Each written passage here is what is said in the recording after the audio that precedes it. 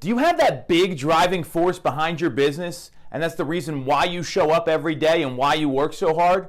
A lot of people have one or two. In this week's episode of Agent Hacks, I'm going to tell you why that's all wrong, and you need at least 20 reasons why you want to succeed.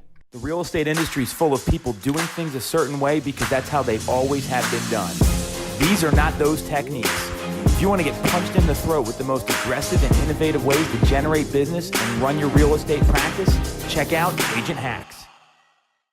I'm Tom Toole. Welcome to Agent Hacks, and it is business planning season. We are in early November, and here's a news flash for all you agents watching.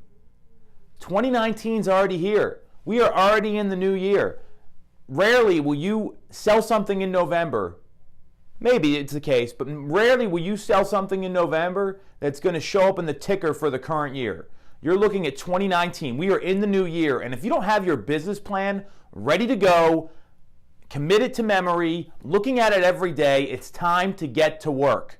And one of the biggest mistakes I see people make, and this is thanks to Tom Ferry, big mentor of mine, everyone knows that who watches the show, when you have one or two reasons, they're probably the same as everybody else. Everyone's going to do it for their spouse and their kids or their family, and there is nothing wrong with that. Providing for your family and being a great husband, a great wife, a great father or mother, massively important. One of my biggest whys. So I'm not here to minimize that. Rather, it's not enough. If you have a big, crazy goal, you want to sell 500 homes, 1,000 homes, even 50 homes. We know the average realtor, only 3.3% of them sell more than 25. So even if you're at 50 homes, then you're in the top 2% of agents in the country. You've got to have a major driving force behind that. So recently we're up in Boston, and Tom gets up on stage and says, you need to have more than one reason. You need to list out 20. And by the time you get to number 16, 17, 19, 20, I know I skipped a couple numbers there. When you get to those last few and you're struggling to come up with it, that's when you find the reason that you're really doing something. Maybe you're someone that wants to prove all the haters wrong. I know I like doing that when someone says we can't do something or you're crazy or this is impossible, and then it actually happens. That's a driver for me. I'm going to be super clear about that, and a lot of people would know that about me. I'm certainly very competitive.